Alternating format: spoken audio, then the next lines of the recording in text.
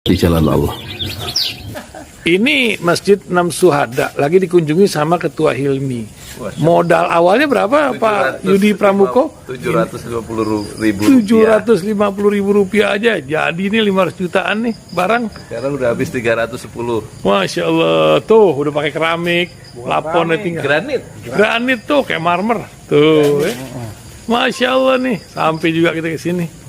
Masjid Enam Syuhada, ngapa namanya Masjid Enam Syuhada, Ya, Pak Yudi? kita mau mendokumentasikan perjuangan dakwah nama anak muda pengawal Habib Rizik Syihab itu. Masya Allah. Yang dibunuh sama orang jahat di kilometer 50. Kilometer 50 ya. Itu kan simbol memperjuangkan dakwah itu kita harus memberikan segalanya untuk Islam kan ya, untuk Masya dakwah Islam. Allah. Dan nama anak muda itulah yang sudah memberikan segalanya untuk Islam. Masya Allah. Kita Apa nanti nama pemuda itu ada juga di sini mungkin diterapkan? Mungkin namanya 6 syuhada. 6 syuhada itu, Iya, 6 syuhada dipasang di sini, 6 syuhada.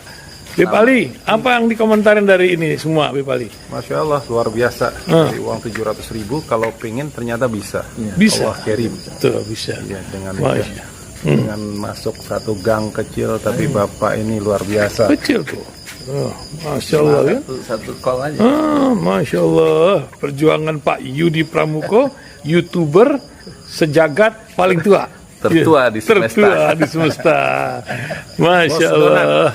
Tukang donat. Tukang donat. Tukang donat dari Paru. Ini saya laporkan dari lapangan ini, langsung dari Masjid Enam Syuhada. Masya Allah. Dan ini dia. Dalam lihat ah.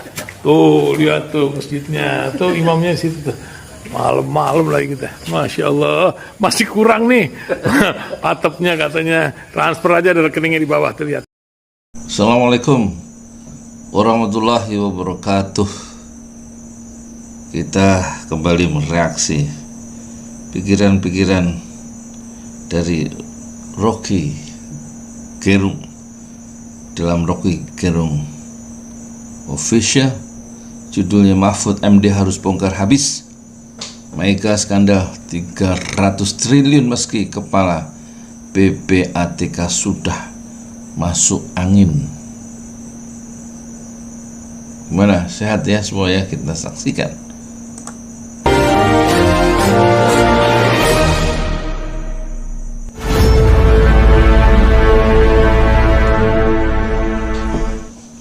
Kita lanjutkan Bung Rocky ngobrol tentang kekacauan di negara kita ini.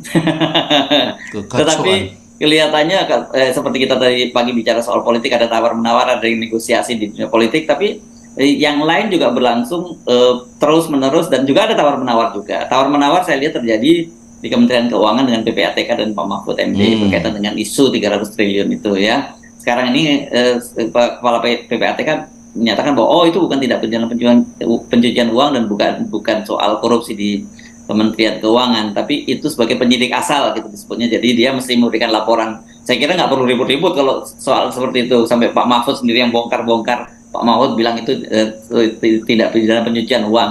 Yang kedua, saya kira ada juga peristiwa yang kemarin untuk menarik karena IPW Sugeng, Ketua IPW, dia melaporkan Wakil Menteri Hukum dan HAM. Dia tidak menyebut namanya dengan inisialnya karena katanya dia menerima suap sebesar 7 miliar dan dia punya bukti-bukti transferan dan sebagainya gitu.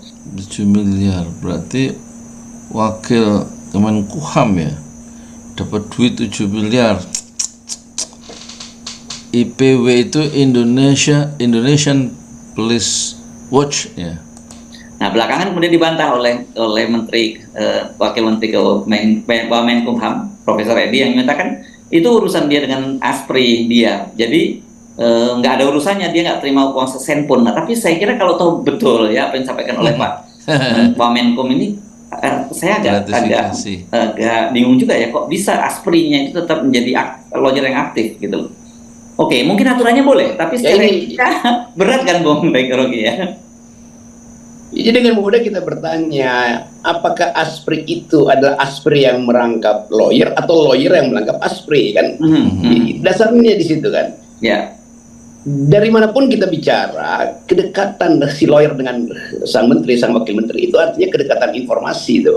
Dan itu kedekatan itu yang akan dimanfaatkan oleh orang yang mau bribe, yang mau menyogok segala macam. Yang sudah terjadi ditemukan 7 miliar itu kemana uangnya? Ya pasti ke ASPRI. Tapi masalahnya ASPRI itu dapat uang itu atas dasar dia sebagai lawyer atau karena kliennya tahu bahwa dia adalah ASPRI-nya Wakil Menteri Edi ini.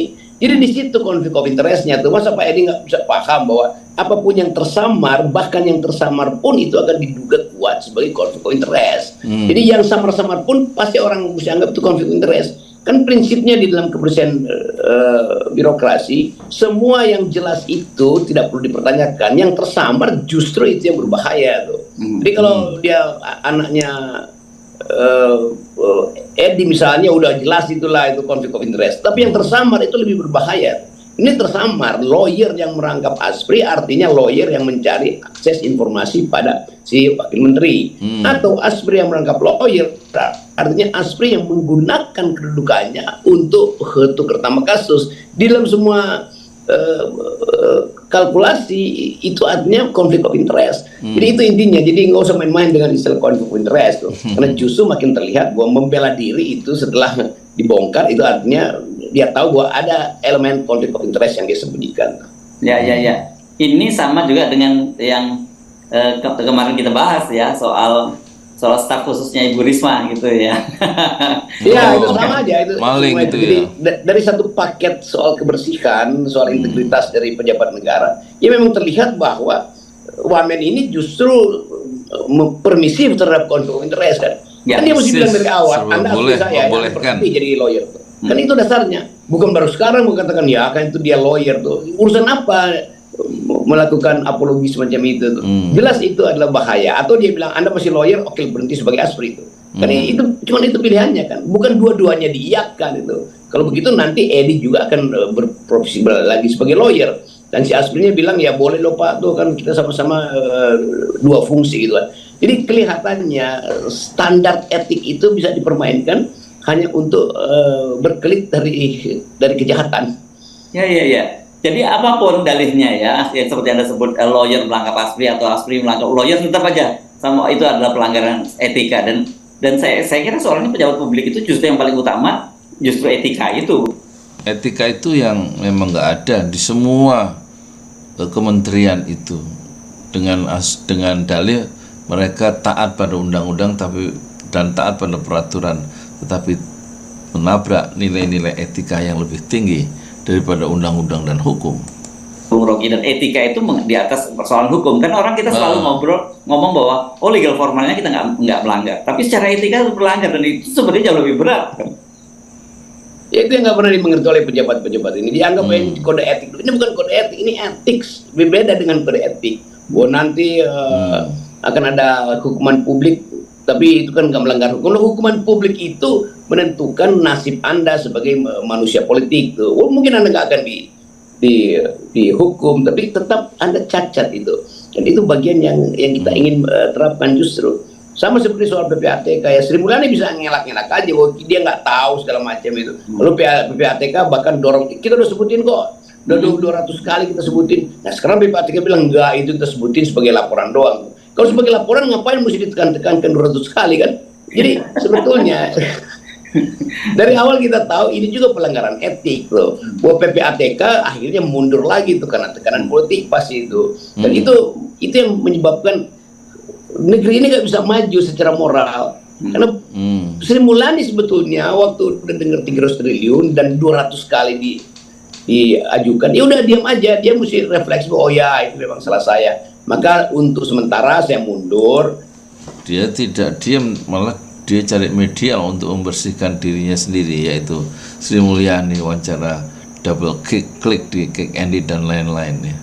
Justru dia mencoba untuk lebih agresif bahwa mengirimkan pesan kepada publik bahwa saya orang bersih dan saya tidak melanggar etika. Maka saya persilakan PPATK untuk menerangkan ke publik apa sebetulnya masalahnya. Lalu PPATK dengan mudah menguraikan problem itu. Kenapa dia 200 kali kirim, kenapa itu ada 300 triliun, aspek apa aja yang tersangkut di situ. Jadi PPATK lebih lega. Tetapi kalau Sri Mulyani nggak mau mundur, PPATK juga takut. Jangan Sri Mulyani fight back, terus kena lagi PPATK kan. Fight back. Soal-soalnya begitu. Pukul balik, Atau Sri Mulyani menghitung bahwa ya saya masih mampu lah menerangkan itu karena saya tahu kemana arahnya uang itu mengalir sebetulnya, dipakai buat apa itu. Jadi sekali lagi sosok begini itu begitu terjadi pergantian rezim akan dibongkar habis-habisan, mau 5 tahun ke depan, 10 tahun ke depan. Tetapi poin kita adalah, atau poin FNN, Mahfud yang memulai ini dia mesti meneruskan logikanya bahwa ini adalah korupsi, inilah pencucian uang.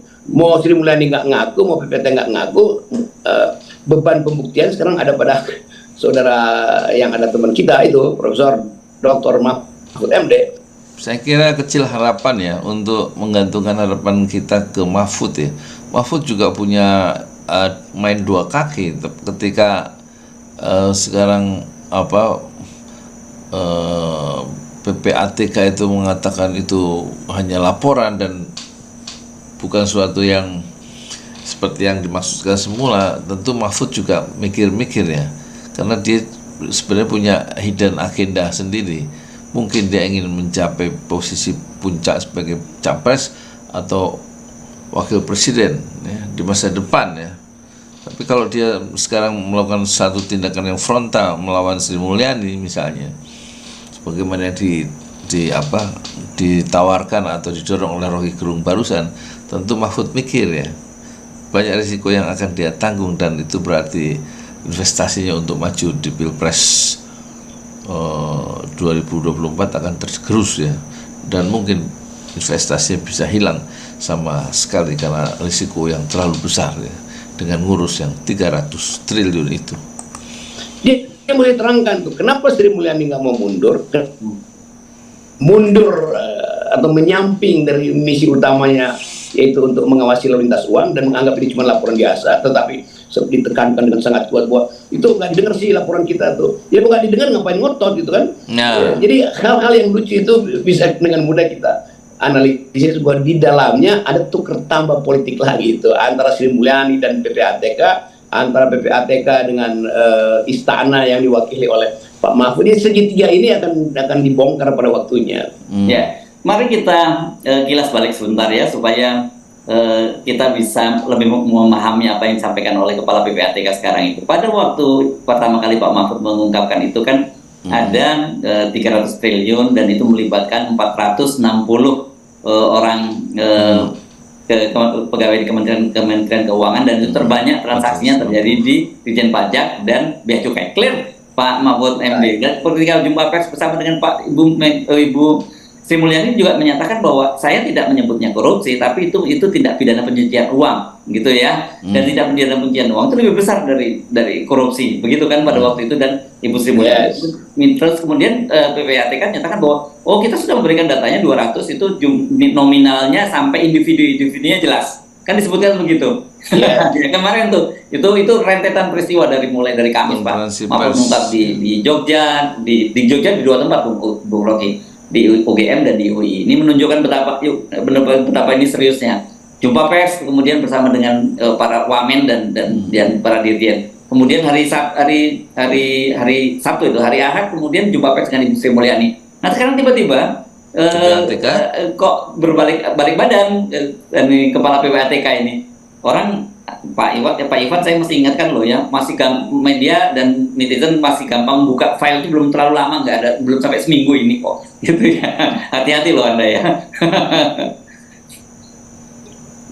Kita masuk di dalam ukuran nilai, selalu ukuran nilai itu absolut tuh. Ya. Jadi kalau misalnya PPATK yang didesain sebagai lembaga yang hendak memantau potensi korupsi, dan dia udah ucapkan bahwa itu adalah punya aspek korupsi yang kuat sekali, lalu di backup oleh Mahfud MD, dan itu artinya PPATK tahu bahwa yang diucapkan Mahfud itu sebenarnya suara dia, tapi terlalu kecil untuk di loudspeaker kan, karena itu pakai Mahfud tuh. Jadi Mahfud adalah loudspeakernya PPATK. Kalau PPATK mundur, Mahfud juga bingung. Kok kalian ngasih data itu ke saya, tapi kenapa kalian mundur? Kan nggak mungkin Pak Mahfud itu tahu semua yang ada di situ kan. Pak Mahfud pasti tidak ya. Iya, dia cuma pengendali itu. Maka dia berharap PPATK lanjutkan lebih kuat. Maka netizen menekan Mahfud, kenapa nggak langsung ke polisi aja? konferensi pers kenapa mesti di UI dan di UII dan di UGM, kan langsung aja kan di depan Kapolri, jadi lebih tegas tuh. Tapi Mahfud juga berhitung kalau terjadi sesuatu yang berat, lalu tiba-tiba Sri Mulyani bilang iya memang ada di situ, tapi lalu lintasnya juga ada panah ke arah istana loh, itu bisa Jokowi kena kan. Jadi kita paham lah begitu-begituan. Tetapi yang bahaya adalah PPATK itu menarik kembali. Itu artinya PPATK bilang enggak, kami salah kirim itu, bukan 200, cuma 12 itu kan kasusnya tuh, bukan 460, cuma 46 orang kok itu. Jadi ini yang kita anggap bahwa berarti PPATK itu potensi juga disprindiki oleh Jokowi itu. Ada aja kan kalau si PPATK yang istana tahu tuh, dan pasti Pak Mahfud tahu tuh. Jadi konspirasi semacam ini yang menyebabkan kita lihat bahwa ada yang berbau busuk di sana tuh. There's something rotten in Denmark kalau dalam lakon-lakon Shakespeare tuh. Jadi kita mau lihat sebetulnya tegak lurusan PPATK dengan soal etika, demikian juga tegak lurusan Sri Mulyani dengan soal yang sama. Di semua lembaga negara, di institusi resmi pemerintah sudah lenyap ya itu etika itu. Di kepolisian ada skandal Sambo, ya. Di Kementerian Keuangan ada skandal yang mega skandal Sri Mulyani dengan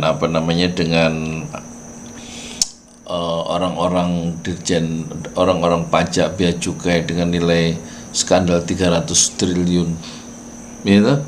Di kepolisian skandal pembunuhan 6 anak muda di kilometer 50, ya. Di dalam negeri juga begitu, yang dipimpin oleh Tito Karnavian yang pernah menjadi Kapolri, belum mempertanggungjawabkan 8 orang yang mati saat demonstrasi bulan Mei itu, ya. Kemudian sekarang Pak Tito menjadi Menteri Dalam Negeri dan mengatur pimpinan daerah dari wali kota, bupati, gubernur tanpa legitimasi dari rakyat sebagai pejabat.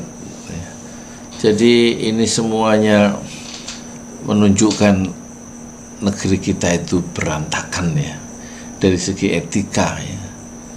Dan termasuk orang-orang pejabat-pejabat yang bermewah-mewah itu dari atas sampai bawah ya, dari eksekutif sampai legislatif semuanya memamerkan kemewahan di tengah-tengah kemelaratan rakyatnya. Rakyat akhirnya yang mengurus kelakuan pejabat yang aneh-aneh, yang sangat tidak memperdulikan pentingnya etika di dalam kehidupan bernegara dan berbangsa. Dan akhirnya semua pejabat itu saling menunjuk orang lain dan dia lupa bahwa yang paling kotor adalah dirinya sendiri. Assalamualaikum warahmatullahi wabarakatuh.